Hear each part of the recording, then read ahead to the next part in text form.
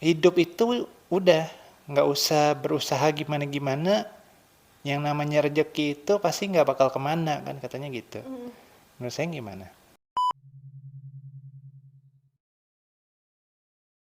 Halo teman-teman, kembali lagi bersama kita di Triple B, segmen tukar pikiran kita berdua yang membahas poin-poin penting dari buku-buku keren. Nah, hari ini buku apa nih yang kita bahas? Hari ini kita bahas sebuah seni untuk bersikap bodo amat. Ini buku yang udah viral, udah terkenal banget nih buku ya. Hari ini kita mau debat lagi, oke? Kita debat bab satunya dari buku ini. Ini kan yang kontroversial nih. Judulnya Jangan Berusaha. Jadi saya ingat tadi sempat baca juga ya. Ceritanya ada seorang laki-laki namanya Charles Bukowski. Dia ini orangnya apa ya, penjudi, terus mabok-mabokan, terus sering main cewek gitu kan. Terus kikir, tukang ngutang. Pokoknya kehidupannya menjijikan lah, bukan kehidupan manusia yang bisa patut dicontoh gitu. Nah, suatu dia kan kerjaannya cuma apa, jadi nggak jelas gitulah, kerjaannya nggak jelas. Nah, tapi dia sebagai penulis juga kan. Nah, suatu ketika dapat rezeki nomplok nih. Tiba-tiba tulisannya itu apa diakui lah.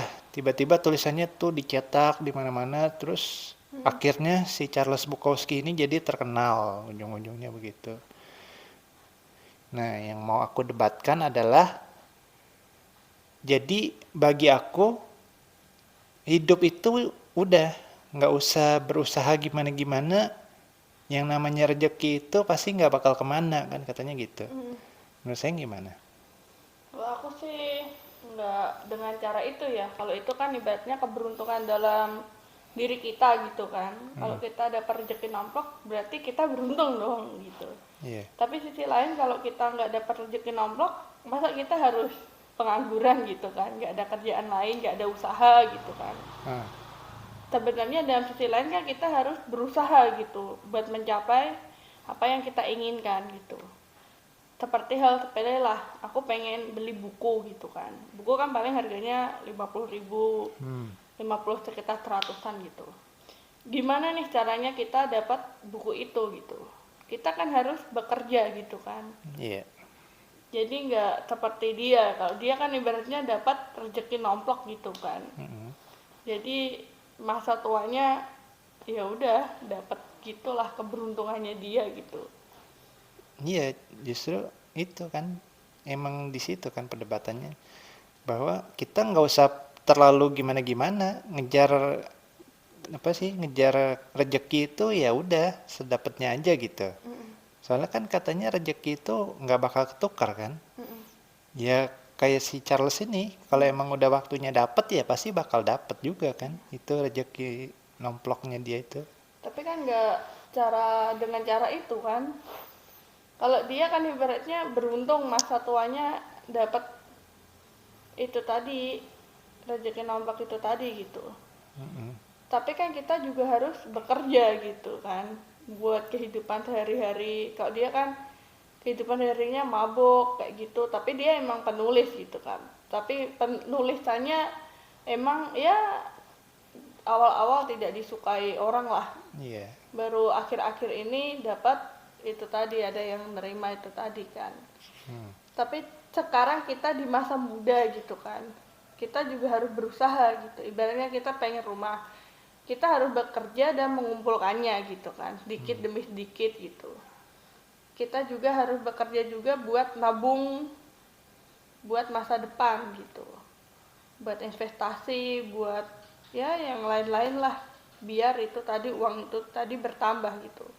Seandainya kita mendapatkan rezeki itu saat tua, masa mudanya nggak mau usaha dong. Jadi intinya tetap harus berusaha ya. Iya. Kalau rezeki itu memang benar, rezeki itu nggak akan ketukar ya. Tapi Tuhan ngasih rezeki kita itu bukan dalam bentuknya, tapi dalam caranya. Kalau istilahnya hidup itu kayak pilihan ganda gitu. Kita misalkan dikasih pilihan sama Tuhan A B C D ini. Misalkan ya, kamu kerja di sini udah capek, bosen, kamu resign apa lanjut dengan penuh tekanan atau menjilat ke bos biar dapat pangkat gitu, atau pilihan D bunuh diri gitu. Nah, kita harus pilih nih 4 pilihan itu yang tepat itu yang mana. Nah, nanti dari pilihan itu kita bakal dikasih lagi nih kalau misalkan kita tepat gitu pilihannya ya. Nah, nanti misalkan nih ya, dari contoh yang tadi kita milih resign gitu kan. Resign berarti otomatis udah keluar kan. Nah, setelah keluar itu nanti Tuhan kasih soal lagi nih. Gitu. Jadi kehidupan tuh seperti itu. Nanti kasih soal lagi resign. Kamu tabungan udah menipis nih. Kamu harus buka usaha nih. Kamu buka usaha apa? Usaha apa? Rumah makan, apa usaha catering, atau mau usaha jadi ojek online, atau mau apa? Malah mau pinjol gitu. Terus gitu, hidup itu selalu dihadapkan oleh pilihan ganda yang dari Tuhan. Tergantung dari cara kita tepat apa enggak gitu milihnya. Kalau misalkan tadi kan habis resign terus kita milihnya malah yang pinjol gitu. Ya itu kan berarti pilihan yang salah kan. Ya makanya nanti soal berikutnya kamu bakal kenanya ke itu, ditagih segala macam. Habis itu dikasih pilihan lagi. Kamu sekarang banyak utang nih. Pilihannya kamu bunuh diri, kamu ngelunasin utang, apa kamu minjem bank atau kamu minta bantuan gitu. Itu terus seperti itu, nggak bakal. Nah, jadi dari pilihan-pilihan kita itulah rezeki kita. Nah, seperti itu. Jadi tergantung dari kitanya ini mau milihnya pilihan yang mana gitu dalam soal yang dikasih oleh Tuhan ini. Sama kayak si Charles ini kan, dia itu ya kebetulan aja kan, walaupun dia pilihannya banyak yang salah gitu kan, mabok, main wanita, terus apa kikir, banyak utang gitu. Tapi dia ada satu pilihan yang tepat tuh. Dia menulis. Nah, dari pilihan yang tepat itulah akhirnya dapat itu kan. Tadi kan Tuhan itu mengatur cara, bukan mengatur jumlahnya rezeki kita. Dari caranya yang dia ambil ini dengan cara menulis, dari situlah dia diturunkan tuh sama Tuhan rezekinya gitu. Jadi ya kita tetap jangan sampai meniru yang dia ini, jangan berusaha.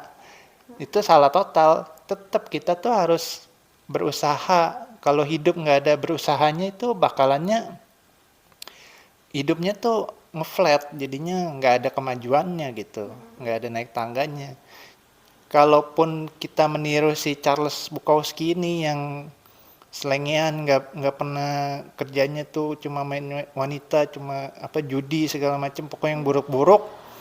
Tapi ada satu hal yang kita lakukan yang benar gitu, yang soal yang dipilihin Tuhan itu kita jawab satu benar gitu.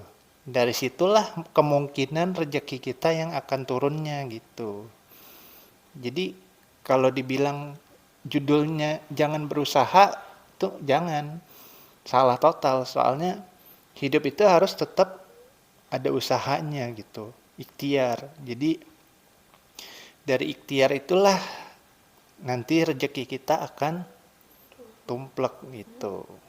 Tapi kalau ibarat seperti Charles itu tadi kan, dia kan masa tuanya gitu kan dapat kayak gitu, dapat rezeki nomplok gitu kan.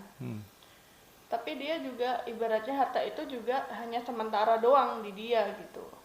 Dia kan ibaratnya dia main wanita, masih mabuk-mabukan. Kalau dia masih ibaratnya sikapnya kayak gitu kan, tetap hartanya habis kan. Iya, betul banget. Beda sama orang yang berusaha gitu, ngumpulin dikit masa mudanya gitu kan. Tapi dia berinvestasi ibaratnya sama saham, entah dia punya usaha lain gitu kan. Jadi lebih bermanfaat kayak gitu daripada yang si Charles ini tadi gitu kan. Iya, betul. Itu juga termasuk caranya Tuhan untuk ngasih kita rezeki tuh.